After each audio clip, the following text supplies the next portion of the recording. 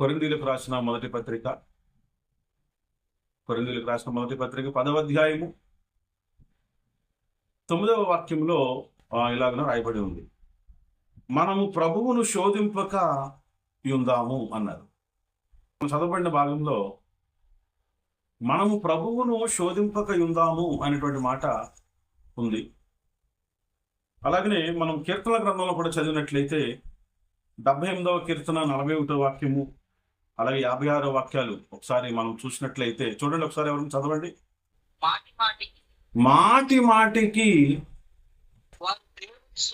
చూడండి, వారు దేవుణ్ణి శోధించిరి అని రాయబడి ఉంది. ఇక్కడ మనం ఆలోచన చేద్దాం. ఒక మనిషి దేవుణ్ణి శోధింపగలడా? ఇది ప్రశ్న. ఒక మనిషి దేవుణ్ణి శోధింపగలడా? ఇది అసలు నమ్మశక్యంగా ఉందా? లేదా దానికి ఏమన్నా అర్థం పరమార్థం, ఆ పదాలకు ఏమన్నా అర్థాలు పరమార్థాలు ఏమన్నా బైబిల్లో రాయబడ్డాయా? ఎందుకు నేను ఈ ప్రశ్న మీకు మాట్లాడుతున్నానంటే, మనిషి దేవుణ్ణి శోధించే అంత శక్తి మనిషికి ఉందా? దేవుడు మనిషి చేత శోధింపబడతాడా? ఒకసారి మనం మంచి మనసుతో జ్ఞానముగా ఆలోచన చేద్దాం. పదమైతే ఉంది, బైబిల్లో రాయబడి ఉంది కాబట్టి అదేంటండి, బైబిల్లో ఉంది కదా శోధించిరి అని. నిజం ఉంది, నేను కూడా అదే అంటున్నా. దాని అర్థం ఏంటో చూద్దాం అసలు ఈరోజు. ఆ శోధించిరి, అసలు దేవుణ్ణి శోధించటం అంటే ఏంటో తెలియాలిగా. తెలియలేదనుకోండి, మనము కూడా దేవుణ్ణి శోధిస్తూ మనం శోధించట్లేదు అనుకునే ప్రమాదం ఉంది. అసలు దేవుణ్ణి శోధించటం అంటే ఏంటి? దేవుణ్ణి ఒక మనిషి శోధించగలడా? శోధిస్తే అది ఎలా?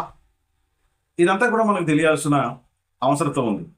అలాగే కొరింథీయులకు రాసిన మొదటి పత్రిక 10వ అధ్యాయంలో 9వ వాక్యం నుంచి ఒకసారి చదువున్నాను. మనము ప్రభువును శోధింపక యుందుము. చూడండి, వారిలో కొందరు శోధించి సర్పముల వలన నశించిరి అని ఉంది. అంటే ఖచ్చితంగా మనకు ఒక ఎవిడెన్స్ ఇస్తున్నారు. ఓల్డ్ టెస్టిమెంట్లో జరిగిన చరిత్రను మాట్లాడుతూ పౌలు గారు, ఇదిగో ప్రభుని వాళ్ళు శోధించారు, శోధించి సర్పముల వలన నశించారు అని కూడా రాయబడిన సందర్భం మనకు కనపడుతుంది. అందుకనే మనం ఆలోచన చేద్దాం, కానీ మనము కూడా దేవుణ్ణి శోధించే వారంగా ఒకవేళ ఉన్నామా? లేదా అసలు దేవుణ్ణి శోధించటం అంటే ఏంటో అసలు మనకు తెలుసా? లేదా అసలు మనం దేవుణ్ణి శోధించగలమా? లేదా అసలు దేవుణ్ణి శోధించటం అనే పదానికి ఉన్నటువంటి అర్థాలు పరమార్థాలు అసలు ఏమై ఉండొచ్చు గ్రంథ ప్రకారముగా?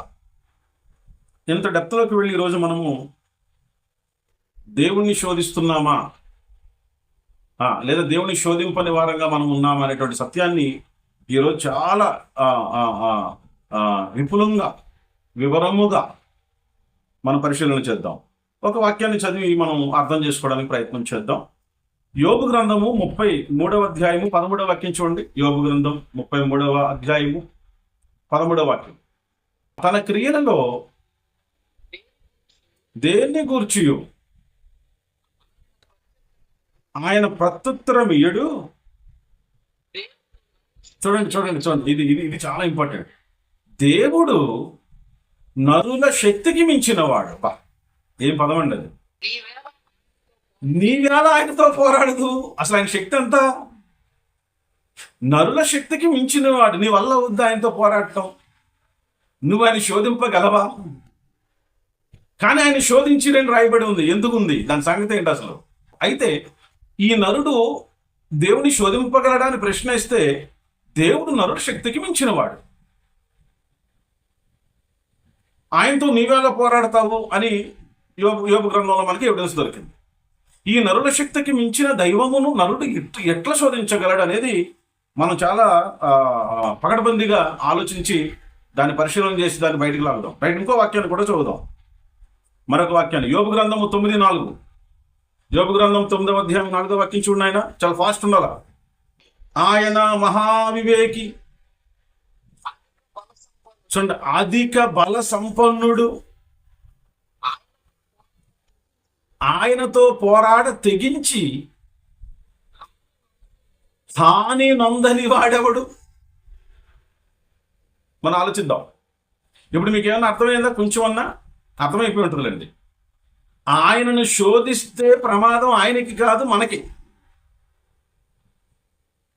ఎట్లా? ఇక్కడ ఏమంటున్నాడంటే, ఆయన అధిక బల సంపన్నుడు, ఆయనతో పోరాడి తెగించి హాని నొందని వాడెవడు. అంటే నువ్వు ఆయనతో పెట్టుకుంటే, ఇది ఎలా చెప్పాలంటే, మీకు ట్రాన్స్ఫార్మర్ చూసారు ఎప్పుడన్నా మీరు? కరెంటు ట్రాన్స్ఫార్మర్, దాని మీద ఈ ఎక్స్ ఆకారంలో 2 బొలికిలేసి ఉంటాయి. ఇలా ఎక్స్గా 2 బొలికిలేసి ఉంటాయి, పైన ఏమో పురుడు ఉంటుంది. అది ఏంటి? దాని అర్థమైంది అసలు? ఆ బొమ్మ ఎందుకు పెట్టారు అక్కడ?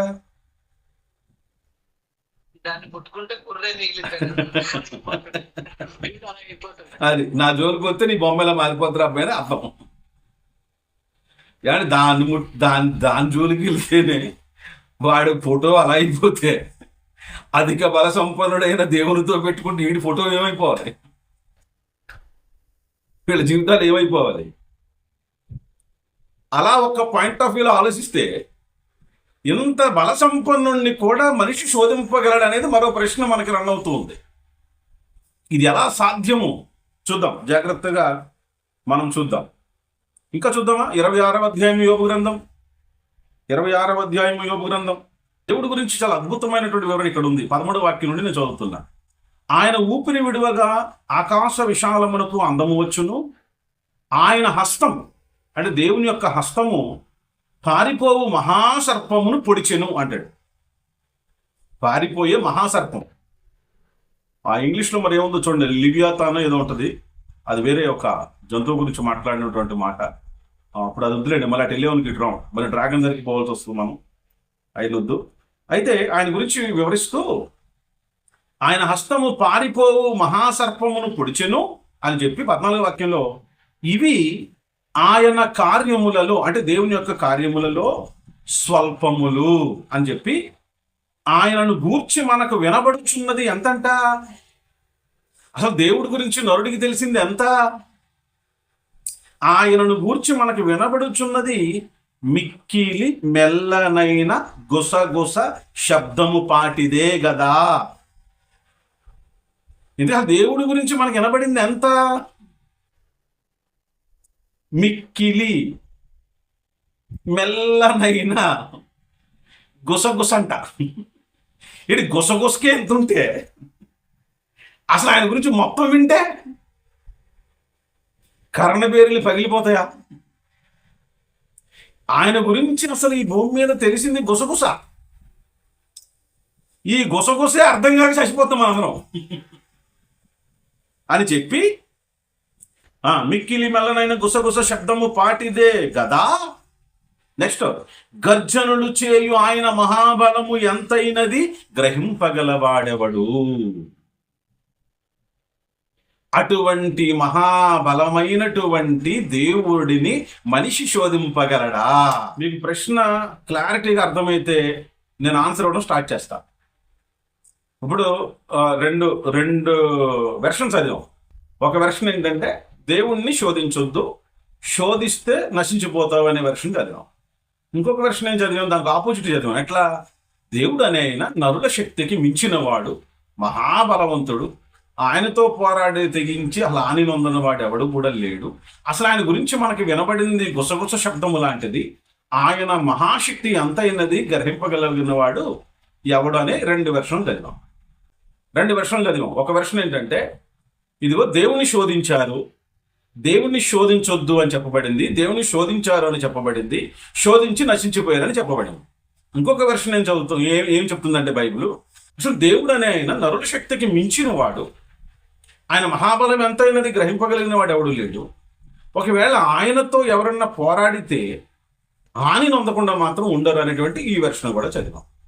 ప్రశ్న ఏంటంటే, నరుల శక్తికి మించిన మహాబలవంతుడైనటువంటి దేవుణ్ణి ఈ నరుడు ఎట్లా శోధింపగలడు? అసలు దేవుణ్ణి శోధించటం అనే ఒక ఆ పదానికి వివరణ ఏంటో మనం వెతుకుదాం, అందరం కలిసి వెతుకుదాం.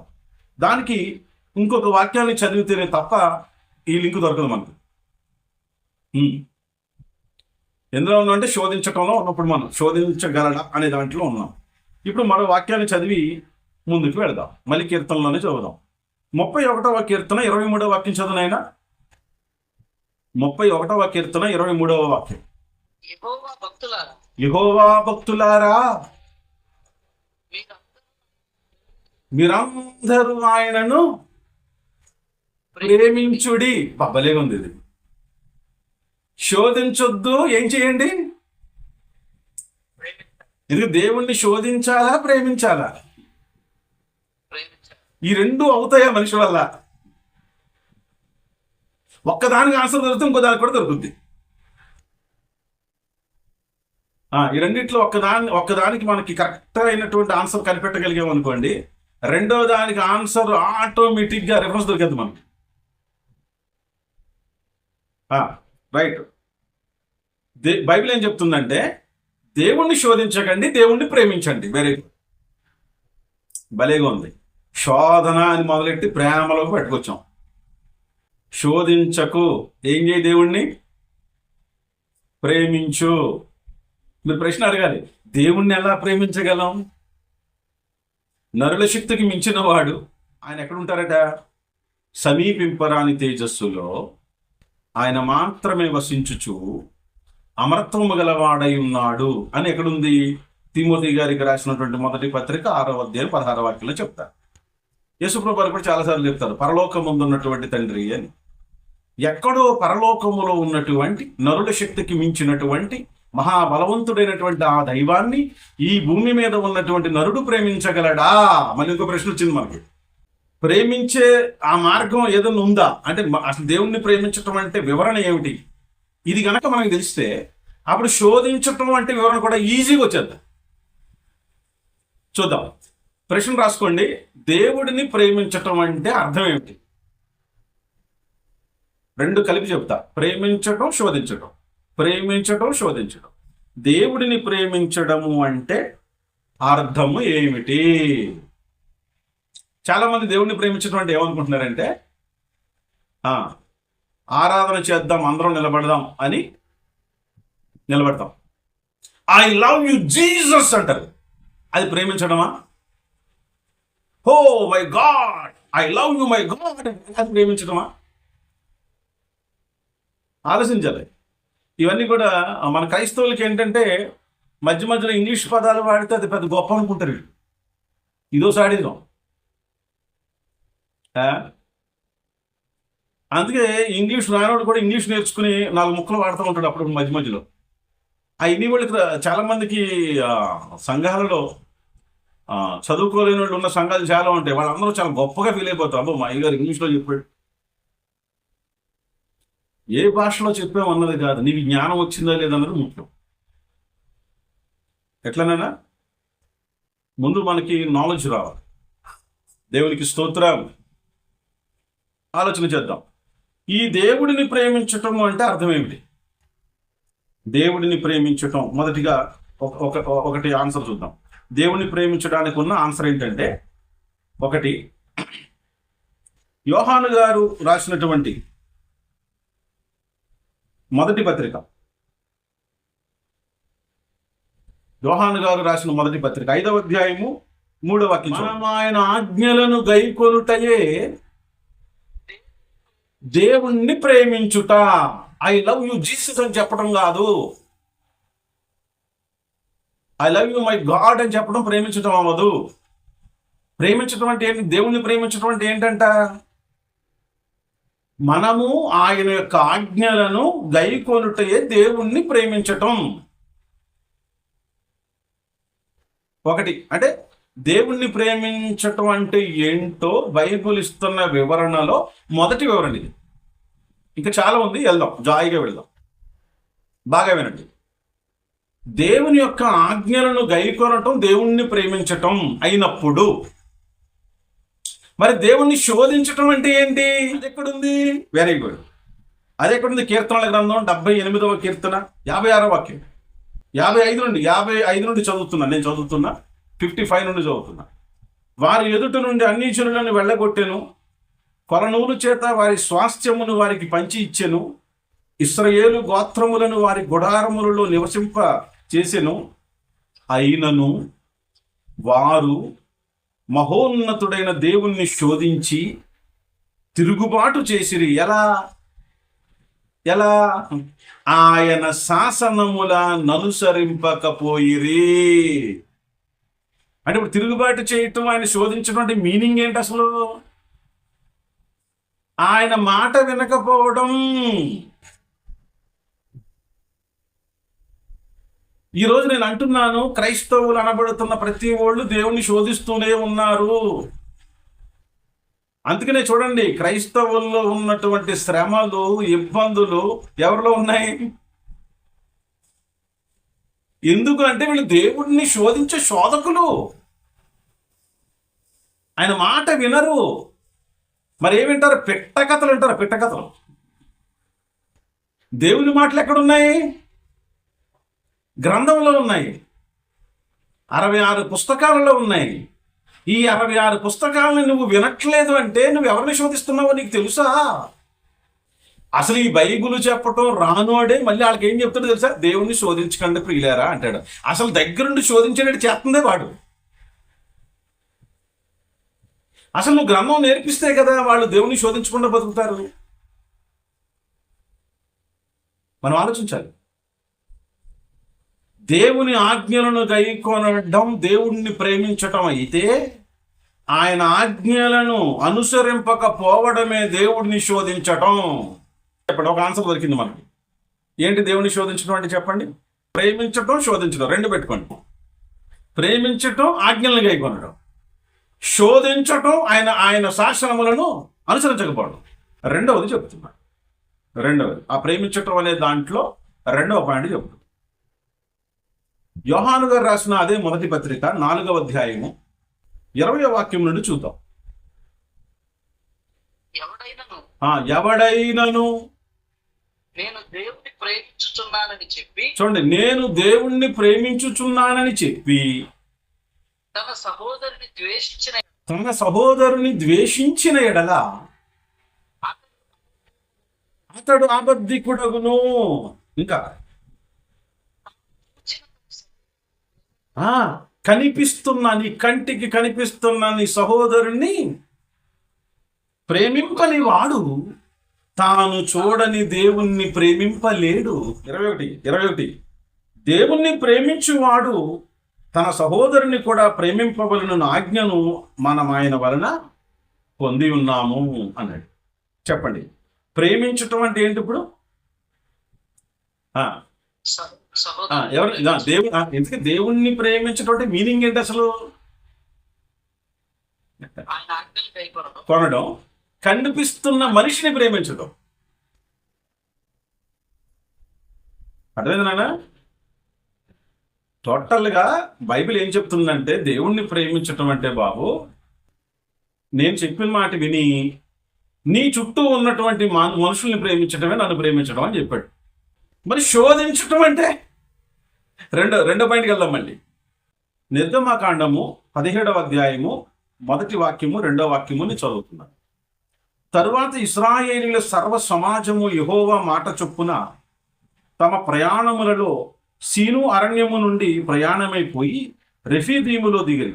ప్రజలు తమకు త్రాగ నీళ్లు లేనందున, ఏమి లేవు, వాటర్ దొరకలేదు, బాబు వాటర్ లేదట. బానిసలుగా ఉన్నటువంటి వీళ్ళని దేవుడు ఒక మోషే గారిని ఎన్నుకుని ఆయన ద్వారా వాళ్ళందరిని నడిపించుకుంటూ వస్తుంటే వీళ్ళకి ఏం దొరకలేదట? నీళ్లు దొరకలేదట. ఇప్పుడు శోధించడం అంటే ఇప్పుడు మీకు వస్తున్న మీనింగ్. ప్రేమించటం అంటే మనిషిని ప్రేమించటమే దేవుణ్ణి ప్రేమించడం. మరి దేవుణ్ణి శోధించటం అంటే చూడండి, ఇక్కడ ఏమంటుందంటే, మోషేతో వాదించుచు త్రాగుటకు మాకు నీళ్ళిమ్మని అడుగగా. నీళ్ళిమ్మని అడగటం తప్పు కాదు. అయ్యా మరి వాటర్ అవసరం కదా అని అడగటం తప్పు కాదు. అయితే వీళ్ళు ఏం చేశారట? మోషేతో వాదించుచు త్రాగుటకు మాకు నీళ్ళిమ్మని అడగగా మోషే గారు ఏమన్నాడు చూడండి. మోషే గారు ఏమన్నారు? మోషే, మీరు నాతో వాదింపనేలా యెహోవాను శోధింపనేలా. యెహోవాను శోధింపడం అంటే ఏంటి? ఒక మంచి మనిషితో వాదించటమే దేవుణ్ణి శోధించటం అండి. నిన్ను మంచి మార్గంలో నడిపించే వాడితో నువ్వు వాదన పెట్టుకోవటమే ఎవరిని శోధించటం? దేవుణ్ణి శోధించటం. బానిస బ్రతుకుల నుండి విడిపించుకుని తీసుకొస్తుంటే అదంతా ఏం కనపడతలా. వాదనకు దిగారు. ఎవరితో వాదిస్తున్నారు వాళ్ళు? దేవుడితోటా? కాదు, మోషే గారితో. మోషే గారు క్లారిటీ ఇచ్చాడు. మీరు నాతో వాదించటం అది ఎవరిని శోధించడమో తెలుసా అని చెప్పాడు వాళ్ళకి. ఇప్పుడు చెప్పండి, రాయబడినటువంటి పదప్రయోగాలు మనిషిని ప్రేమించటమే దేవుణ్ణి ప్రేమించటం అయినప్పుడు, మనిషిని ఇబ్బంది పెట్టటమే దేవుణ్ణి ఇబ్బంది పెట్టడం ప్రేమన దేవుని మాట్లాడ. డైరెక్ట్గా దేవుణ్ణి నువ్వేం చేయలేవు. అందుకే యేసుక్రీస్తు ప్రభువారు కూడా పౌలు గారిని ఓ మాట అడుగుతారు. సౌలా సౌలా నీ వేళను హింసించుచున్నావు అని అడుగుతారు. అసలు సౌలు యేసుప్రభు ఎక్కడ హింసించాడు? అవునే కదా. ఇందుకు సౌలు హింసించింది ఎవరిని? సంఘమును, క్రీస్తుని నమ్మిన వారిని. మరి యేసుప్రభు వారు ఏమడగాలి రూల్గా అయితే? సౌలా సౌలా నువ్వెందుకు నన్ను విశ్వసించిన వాళ్ళని హింసిస్తున్నావు అని అడగాలి. అయితే ఆయన ఏమడిగాడు తెలుసా? నువ్వు నన్ను ఎలా హింసించుచున్నావు అన్నాడు. అప్పుడు చెప్పండి మీనింగ్ ఏంటప్పుడు? ఆయనను నమ్మిన వాళ్ళని హింసించటమే ప్రభువుని హింసించడం.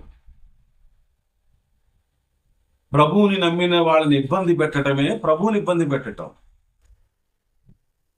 మనిషిని ప్రేమిస్తే దేవుణ్ణి ప్రేమించటం అయినప్పుడు, మనిషితో వాదిస్తే దేవుణ్ణి శోధించినట్టని ఎందుకు అర్థం కాలేదు మనిషికి? మనిషిని ఇబ్బంది పెట్టడం దేవుణ్ణి ఇబ్బంది పెట్టడం అనేంత జడ్జిమెంట్ జరుగుద్ది అనేది ఎందుకు అర్థం కాలేదు? అర్థం కాలేదు మనకి. అందుకని ఈరోజు క్రైస్తవులు ఎవరితో పడితే వాళ్ళతో వాదనలు పెట్టుకుంటున్నారు, గొడవలు పెట్టుకుంటున్నారు.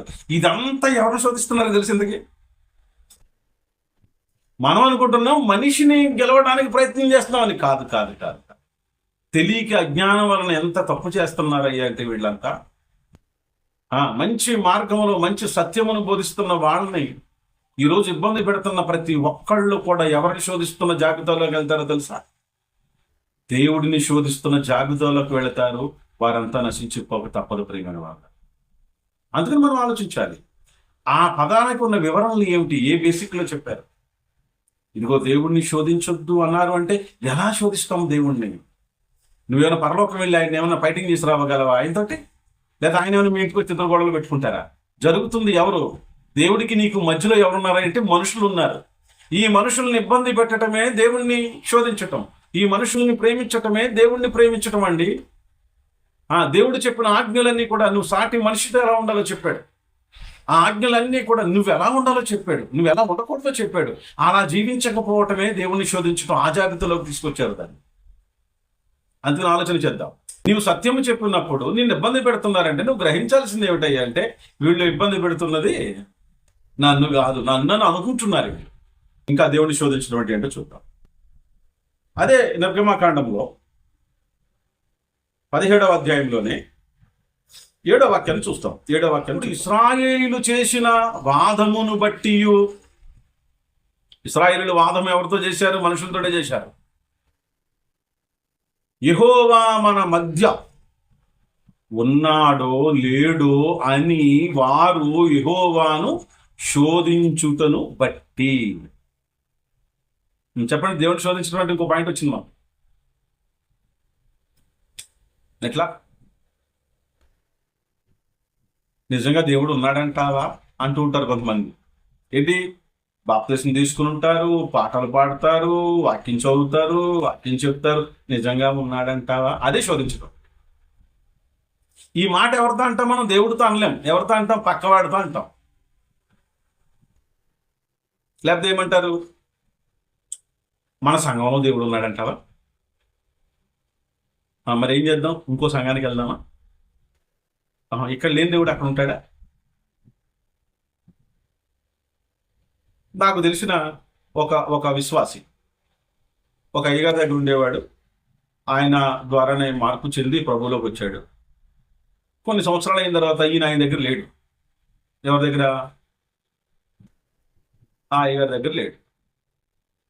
ఈ ఈ ఫస్ట్ ఎవరి దగ్గర అయితే ఉండేవాడు ఆయన మంచి వాక్య పరిచయం చేస్తాడు. ఆయన మంచిగా వాక్యం చెప్తాడు, వాక్యం నేర్పిస్తాడు. ఈ విశ్వాసం ఆయన దగ్గర మానేశాడు. ఆ వాక్యం బాగా చెప్పేవాడు దగ్గర మానేశాడు. ఏమ్మా ఇప్పుడు ఎక్కడ మరి అంటే ఒక పెద్ద కార్పొరేట్ సంఘం, పెద్ద సంఘానికి పోతున్నాడు అయ్యగారు అని చెప్పాడు. అదేంటి ఆయన మంచి వాక్యం చెప్తారు కదా, నువ్వు ఆయన దగ్గర ఎందుకు మానేసావు అని అడిగాను నేను. అడిగితే ఈ అబ్బాయి ఏమంటాడంటే, లేదండి అది చాలా పెద్ద సంఘం, ఆయన బాగా డబ్బున్న అయ్యగారు. ఎవరు? ప్రజెంట్ వెళ్తున్నటువంటి పాస్టర్ గారు బాగా డబ్బున్న అయ్యగారట, బాగా ఆశీర్వదించబడినటువంటి అయ్యగారు అని చెప్తున్నాడు నాకు. ఓహో ఓకే అట్లానా అని చెప్పేసి అన్నా. అని ఒక ఫోటో చూపించండి నాకు. ఆ ఫోటో ఏంటంటే ఈయన ఆ డబ్బున్న అయ్యగారికి ₹1,00,000 ఇచ్చాడంట. ఎవరికండి ₹1,00,000 ఎవరికి ఇచ్చాడు? డబ్బున్న అయ్యగారికి ₹1,00,000 ఇస్తే ఆయన ఏదో ఈయనకి చిన్న బహుమతి ఇచ్చి ఫోటో దిగారంట. ఆ ఫోటో చూపించి నాకు గర్వంగా చెప్పుకుంటాడు అనమాట. నేను మొన్నేనండి ₹1,00,000 ఇచ్చాను ఆ సంఘానికి, ఇస్తే ఆయన నాకు ఫోటో దిగి ఇచ్చాడండి అని. చాలా ఆశ్చర్యం అనిపించింది నాకు. సరే నేను అడిగాను, అయ్యా ఈ డబ్బున్న అయ్యగారికి ₹1,00,000 ఎందుకు ఇచ్చావని అడిగాను. దేవుడు ఆయన ఆశీర్వదించాడు అంటున్నాడు. ఓకే, దేవుడు ఆయన ఆశీర్వదించాడు, మరి మీ పాత అయ్యగారిని దేవుడు ఆశీర్వదించలేదా అని అడిగాను. ఏమోనండి నాకు ఎందుకో మరి ఆయనకి ఇవ్వాలనిపించలేదు. ఎవరికి ఇవ్వాలనిపించలేదు? నీకు సత్యమును నేర్పిస్తూ ఉన్నటువంటి పేదరికంలో ఉన్నటువంటి అయ్యగారికి ఏమి ఇవ్వాలనిపించలేదు నీకు? ఎందుకని? ఆయన సత్యం నేర్పిస్తున్నాడు కదా. ఇచ్చిన ఫోటోలు దిగడు, ఫోటోలు తీసుకుని బిల్డప్లు ఇవ్వడు, ఆ దేవుని పనిలో ఖర్చు పెట్టుకుంటూ ఇంకొంచెం సంఘాన్ని డెవలప్ చేసుకుంటాం, లేదా ఎక్కడన్నా మీటింగ్లు పెట్టి అందులో ఖర్చు పెడతాం, ఏదో చేస్తాడు. అది ఇక్కడైతే నీకు పేరు వస్తుంది. దీన్ని ఏమంటారో చూపిస్తాను మీకు. బైబిల్ ప్రకారంగా దీన్ని ఏమంటుంది బైబిల్ అసలు? ఏమండి, దేవుడు మన మధ్యన ఉన్నాడో లేడో, ఇది ఈ పాస్టర్ గారి దగ్గర ఉన్నాడో లేడో అని ఇంకో చోటకు పోయి ఈయన పేదరికంలో ఉన్నాడు అంటే ఇక్కడ దేవుడు లేడేమో అనుకునేటువంటి అజ్ఞానంలోనికి వెళ్ళి ఇలా చేస్తున్నటువంటి ఈ క్రైస్తవుల్ని ఏమనాలి? ఎంత దుర్మార్గం ఇది, ఒకసారి ఆలోచన చేద్దాం. సామెతల గ్రంథం 17వ అధ్యాయం, సామెతల గ్రంథం 17వ అధ్యాయం 5వ వాక్యం చూడండి. పేదలను వెక్కిరించువాడు ఏమనుంది? పేదలను వెక్కిరించువాడు వారి సృష్టికర్తను నిందించువాడు. పేద అంటే మీ పాస్టర్ గారు పేదరికంలో ఉంటే నీకు ధనవంతుడైన పాస్టర్ గారు ఎందుకు నచ్చుతున్నాడు అంటే ఇప్పుడు నువ్వు ఎవరిని నిందిస్తున్నావు? నువ్వు చెప్పండి. ఇప్పుడు ఒక పేద పాస్టర్ గారికి నువ్వు ఈయన ఇంతే, ఈయన ఏం లేదు, పెద్ద అయ్యగారు బాగా కార్లో తిరుగుతాడు, అబ్బు మంచి షూటు బూటు టిక్కు టాక్, ఆయన గ్రేట్ అన్నావంటే ఇంతకీ నువ్వు ఎవరిని నిందించినట్టుది? అర్థమవుతుంది ఈ క్రైస్తవ జనాంగానికి? డైరెక్ట్గా దేవుణ్ణి నిందిస్తున్నాం మనం. దేవుణ్ణి నిందిస్తూ మనం ఏదో ఘనకార్యం చేసాం అనుకుంటున్నాం. మరి అదే ₹1,00,000 ఈ బీద పాస్టర్కి ఇస్తే ఈయన డెవలప్ అవుతాడు కదయ్యా. అలా 10 మంది ఇస్తే ఈయన డెవలప్ అవుతాడు కదా. లేదు, మనకు సాతాను వేసిన తంత్రంలో చిక్కబడి మేమందరం ఏం చేస్తాం? సత్యం చెప్పే వాళ్ళని సమాధి చేస్తాం. సాతాను ఉచ్చులో చిక్కబడ్డారు ఈ రోజు క్రైస్తవుడు. అందుకే సత్యం చెప్పేవాడిని ఓ తింగరోళ్ళ చూస్తారు వీళ్ళంతా. తెలుసా మీకు? సత్యం చెప్పేవాడు తెంగరోడు, అమాయకుడు పాపం వాడు. వీళ్ళందరూ దృష్టిలో మరి ఏం చెప్పాలా? ప్రజల దగ్గర డబ్బులు వసూలు చేసేటువంటి బోధలు చెప్పాలా. ఏ అబద్ధమైనా చెప్పు. ఎంత బాగా అబద్ధం చెప్పగలిగితే క్రిస్టియానిటీని అంత కోటీశ్వరుడు అవ్వచ్చు. వాత వేయబడిన మనసాక్షి గలవారే కనికరము లేకుండా, గొర్రెల మీద కనికరము, జాలి, దయ, కరుణ ఏమీ లేకుండా వాళ్ళ ఆస్తులన్నీ కాజేయడమే పనిగా పెట్టుకుంటే అబ్బబ్బబ్బబ్బ ఎన్ని డబ్బులు అన్ని అబద్ధాలు చెప్పాలి. అసలు బైబిలే చెప్పక్కర్లా,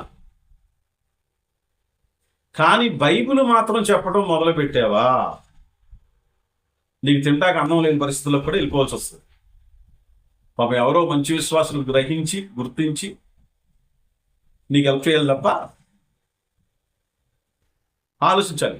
అంటే ఒక బేదలను వెక్కిరించటం ఏమంటున్నాడన్నా, బేదలను వెక్కిరించువాడు వారి సృష్టికర్తను నిందిస్తూ అన్నాడు. ఇది అర్థం కావట్లేదు మనకి. అంటే ఈరోజు క్రైస్తవులు ఏ రేంజ్కి వెళ్ళిపోయారంటే అండి, మా అయ్యగారు పెద్ద గొప్ప అయ్యగారు అయి ఉండాలి అనుకుంటున్నారు. మంచిదే, తప్పులేదు, ఏం తప్పులేదు. మా తండ్రి గొప్పోడై ఉండాలి అనుకోవడం తప్పు కాదు. కానీ నీ తండ్రి కాని వాడిని తండ్రి అనుకోవడం తప్పు. ఎట్లా ఏమండి? నువ్వు ఎక్కడ ఉన్నావో అక్కడ ఆ అయ్యగారు గొప్పోడు అవ్వాలని కోరుకోకుండా గొప్పోడు అయినోడి దగ్గరికి నేను పోవాలనుకోవటం ఏంటి అసలు? ఇది నాకు అర్థం కాలేదు. ఎట్లా? నీతో ఉన్నవాళ్ళు గొప్పవాళ్ళు అవ్వాలని కోరుకో, అది ఆశీర్వాదకరం. నీతో ఉన్నవాళ్ళు ధనవంతులు అవ్వాలని కోరుకో, అది ఆశీర్వాదకరం. కానీ ధనవంతుడైన వాడి దగ్గరికి, గొప్పవాడు అయిన వాడి దగ్గరికి నేను పోతానన్నమాట, అది దరిద్రం. అది నేను చాలా లోపుగా చూస్తారు, నీకున్నాయి కూడా కాజేస్తారు అవసరమైతే. ఏది జెన్యున్గా మాట్లాడితే ఏది చేయాలి? మనతో ఉన్న వాళ్ళని మనం బాగు చేయాలి. నాతో ఉన్న వాళ్ళకి నేను జ్ఞానం నేర్పాలి. నాతో ఉన్న వాళ్ళకి నేను జ్ఞానం నేర్పాలండి. అలా నాకు సంబంధం లేనివాడికి ఎవరికో నేర్పుతానంటే ఏంటి? దాని అర్థం ఏమైనా ఉందా అసలు? అది ముందు నా దగ్గర ఉన్న వాళ్ళకి పరిపూర్ణమైనటువంటి వాక్య జ్ఞానాన్ని నేను నేర్పించాలి. ఈరోజు ఏమండి, పేదలను వెక్కిరించటమే దేవుణ్ణి నిందించటం అని అర్థం. చూడండి, ప్రేమించటమైనా మనుషుల్ని ప్రేమించితేనే దేవుని ప్రేమించటం. దేవుని శోధించటం అంటే మనుషుల్ని ఇబ్బంది పెట్టడమే దేవుని శోధించటం. ఏమండి, దేవుడిని నిందించటం అంటే పేదలను వెక్కిరించటమే దేవుణ్ణి నిందించటం. ఇంకో మాట చదువుదాం, సామెతలు 14:31. దరిద్రుని బాధించువాడు వాని సృష్టికర్తను నిందిస్తున్నాడు. ఈ మధ్యకాలంలో కొంతమంది సేవకులు కూడా, బాగా డబ్బున్న సేవకులు, ఈ ధనము లేనటువంటి సేవకుల్ని చాలా చీప్గా చూస్తున్నారు. వీళ్ళు సేవకులేనంట, వీళ్ళ పెద్ద లెక్క. అంటే సేవకుడు అంటే ఈరోజు ఎలా అయిపోయిందంటే, బాగా అష్టైశ్వర్యాలు కలిగి, కాబట్టి పెద్ద పెద్ద కార్లు, పెద్ద పెద్ద బంగళాలు, ఎకరాల పొలాల్లో చర్చిలు ఉంటేనే వాడు సేవకుడు అంట. భయంకరం. భేద స్థితిలో ఉన్నటువంటి సేవకులకి ఏం చేయాలో అర్థం కాక వాళ్ళు కూడా మోసాలు చేయడానికి కొంతమంది నేర్చుకొని ప్రజల్ని మోసం చేయడానికి వెళ్ళిపోతున్నారు తప్ప వాక్యం పట్ల, దేవుని పట్ల ఏమండి ఒక మంచి అవగాహనకి రాలేకపోతున్నారు. 19:17 చదవండి. 19:17 సామెతల గ్రంథం 19వ అధ్యాయం 17వ వాక్యం. ఇక్కడ ఏమంటున్నారు? పేదలను కనికరించువాడు యెహోవాకు అప్పిచ్చువాడు, వాని ఉపకారమునకు ఆయన, అంటే యెహోవా ప్రత్యుపకారము చేయును. 28వ అధ్యాయం 27వ వాక్యం. పేదలకిచ్చు వానికి లేమి కలుగదు, కన్నులు మూసుకుని వానికి బహుశాపములు కలుగును అన్నాడు. ప్రియమైన దేవుని మాట. యెహోవా దేవుడు మన మధ్యన ఉన్నాడో లేడో అని దేవుణ్ణి ఈరోజు శోధిస్తున్నారు క్రైస్తవులు. ఒక సేవకుడితో ఉన్నప్పుడు అసలు మన మధ్యలో దేవుడు ఉన్నాడంటావా అన్న ప్రశ్న నీలో పుట్టడమే నువ్వు దేవుని శోధించు. ఒక ఆయన అంటాడు, ఏమండి మా సంఘంలో దేవుడు ఉంటే మా అయ్యగారు ఎందుకు డెవలప్ అవ్వడండి అని అడిగాడు. నేను అడిగాను, మీ అయ్యగారికి నెల నెలను ఎంత సాయం చేస్తావు బాబు అని అడిగాను. డైరెక్ట్గా అడిగాను. అయ్యో అదేంటి అయ్యగారు, సేవకులు డబ్బులు ఆశించకూడదు కదా అన్నాడు. వెరీ గుడ్, మంచిది. మరి డెవలప్ అయిన వాళ్ళు అందరూ ఏం ఆశించారు జనాల దగ్గర? చెప్పండి. నువ్వు ఎవరైతే డెవలప్ అయిపోయారో దేవుడు ఆశీర్వదించాడు అంటున్నావు కదా, వాళ్ళందరూ ఏం ఆశించారు ప్రజల దగ్గర? ఓకే, చుట్టుపక్కల సేవకులు అందరూ ప్రజలను ఆశించడం నీకు తప్పు కాదు, కానీ మీ అయ్యగారు వాక్యాన్ని నేర్పిస్తూ నీ ద్వారా పోషించబడాలని చెబితే నువ్వు సంఘం అనేస్తావు. ఇందుకు ఎవరిని శోధిస్తున్నావు నాయన నువ్వు? కాబట్టి పేదలను చులకనగా చూడటమే దేవుని నిందించటం అండి. పేదలను నువ్వు సహాయం చేసి వాళ్ళని పైకి లేపటమే నువ్వు యెహోవాకు అప్పిచ్చిన వాడు అవుతావు, దానికి ప్రత్యుపకారం పొందుకుంటావు. ఇంకా చూద్దాం. అపోస్తుల కార్యం 15వ అధ్యాయం 10వ వాక్యం చూడండి. చూడండి, కనుక మన పితరులైనను మనమైనను మోయలేని కాడిని చూడండి శిష్యుల మెడ మీద పెట్టి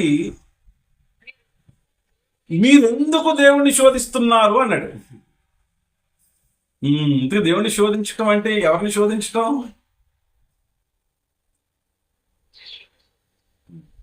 అంటే మన దగ్గరికి వచ్చే విశ్వాసులు మోయలేనటువంటి బరువును వాళ్ళ నెత్తి మీద పెట్టడం, వాళ్ళని చేయమని చెప్పటం, ఎవరిని శోధించటం? దేవుడిని శోధించటం. అంటే వాళ్ళ వల్ల కానిది వాళ్ళకి చెప్తాం మనం. కొంతమంది అయితే బోధకులు చాలా దుర్మార్గం అండి. ఇది నా చిన్నతనంలోనే చూశాను. ఇవన్నీ చూశాను కాబట్టి దేవుడు నన్ను ఒక ప్రత్యేక శైలి, ఒక ప్రత్యేక విధానాన్ని ఇచ్చారని నేను చాలా సంతోషపడతాను. మోయలేని కాడిని శిష్యుల మెడల మీద పెడతారు. మోయలేని కాడి ఇబ్బంది పెట్టేస్తారు వాళ్ళు. ఒక ఆయన మీటింగ్ పెట్టాడు, ఆయనకి ప్రవచన వరము, వివేచన వరం ఉందని పోస్టర్ల మీద వేశారు. నాకు జనాలు బాగా వచ్చారు. ఇక ప్రవచనం అన్న ఈ వివేచన వచ్చేస్తారు కదండి. వాక్యం చెప్తూ ఆయన ఏం చెప్పాడు తెలుసా? దేవుడు ఇప్పుడు నన్ను మీతో చెప్పమంటున్నాడు, మీ మెడలో ఉన్న బంగారాలన్నీ తీసి ఈ కానుకల బాక్స్ ఏమన్నాడు, వేయకపోతే మీకు శాపం వస్తుందని చెప్పమన్నాడు అన్నాడు. అంతే. చచ్చిన గొర్రెలు. మోయలేని కాడిని శిష్యుల మెడల మీద పెట్టి ఎవరిని శోధించారు వీళ్ళు?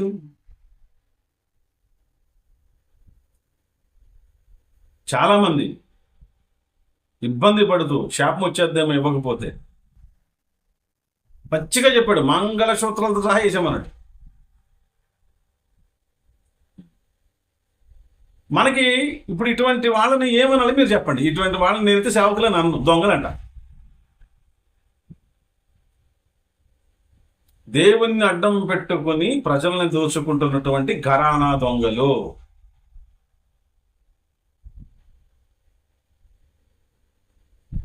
మోసగాళ్ళు వాళ్ళంతా. అంటే దేవుని పనికి ఇవ్వద్దా అండి? దేవుని పనికి ఇవ్వటం వేరు, దేవుడు చెప్పాడని దోచుకోవటం వేరు. దేవుని పని నువ్వు చేయాలి, అది నీ బాధ్యత. ఎవడో వచ్చి నేను దోచుకుంటే అది దేవుని పని ఎలా అవుతుంది? అది వాడి పని, దొంగోడి పని. అది మనం ఆలోచించాలి. ఇది ఒక ట్రెండ్. ఈ మంగళసూత్రాలు, చెవులు, ముక్కులు దోసేసుకున్నాడు, ఒక ట్రెండ్ అయిపోయింది. మొయ్యలేని కాడిని పెట్టారు. ఈ ట్రెండ్ అయిపోయినాక ఇంకొక అయ్యగారు వచ్చాడు. ఇంకొక అయ్యగారు ఏం చేశాడు? మీరు ఒక ఇల్లు, మీకున్న ఇల్లు మాకు అమ్మేసి సంఘానికి ఇస్తే మీకు 10 ఇళ్ళు ఇస్తాడు దేవుడు అని పెట్టాడు. ఆడు దానికి అట్రాక్ట్ అయిన వాళ్ళు ఇల్లు అమ్మేసి ఇచ్చిన వాళ్ళు ఉన్నారు పాపం. ఈరోజు సమాజంలో గొప్ప గొప్ప సేవకులుగా పేరుగాంచినటువంటి వాళ్ళందరూ వీళ్ళే. ఈ పనికి మనం వెళ్ళే. వాళ్ళు చేసిన మోసాలు, దుర్మార్గమైన కార్యములు, మోయలేని కాడిని ఈ విశ్వాసుల మెడల మీద పెట్టి వారు ఎవరిని శోధించిన జాబితాలకు పోయారో కూడా అర్థం కాని అజ్ఞాన సంబంధమైనటువంటి వ్యక్తులు వీళ్ళంతా. దేవుడిని శోధించడం అంటే ప్రియమైన దేవుని వారలారా, మనిషిని ఇబ్బంది పెట్టటమే దేవుణ్ణి శోధించటం అనే సత్యం మీకు తెలవాలని నరుడు దేవుని శోధింపగలడని టైటిల్ పెట్టా. దేవుడిని శోధించటం అంటే ఇదిగో నీవు చెయ్యాల్సిన పని ఏదైతే ఉందో ధర్మానుసారంగా చెయ్యకపోవడమే, మనుషుల పట్ల నువ్వు బ్రతకకపోవడమే దేవుడిని శోధించటం. ఈరోజు మన ఆత్మీయ జీవితం, మన విశ్వాస జీవితం ఏ పరిస్థితుల్లో ఉందో మనం పరిశీలన చేసుకున్నాం. దేవుడిని శోధించే జాబితాలో ఉన్నామా? దేవుడిని ప్రేమించే జాబితాలో ఉన్నామా? దేవుడిని ప్రేమించాలి, దేవుడిని శోధించకూడదు. దేవుడిని ప్రేమించడం అనగా ఆయన మాట వింటూ, ఆయన మాట ప్రకారంగా మనుషుల పట్ల ప్రేమ కలిగి జీవించటమే దేవుడిని ప్రేమించడం. దేవుడిని శోధించటము అనగా మనుషులను ద్వేషిస్తూ, మనుషులను మోసం చేస్తూ, భేదవాళ్ళని వెక్కిరిస్తూ, గొప్ప వాళ్ళని పొగుడుతూ ఉండటమే దేవుడిని అవమానించటం, దేవుడిని నిందించటం, దేవుడిని ఏమండి శోధించటం అనే జాబితాలోకి మనల్ని వేస్తాడు.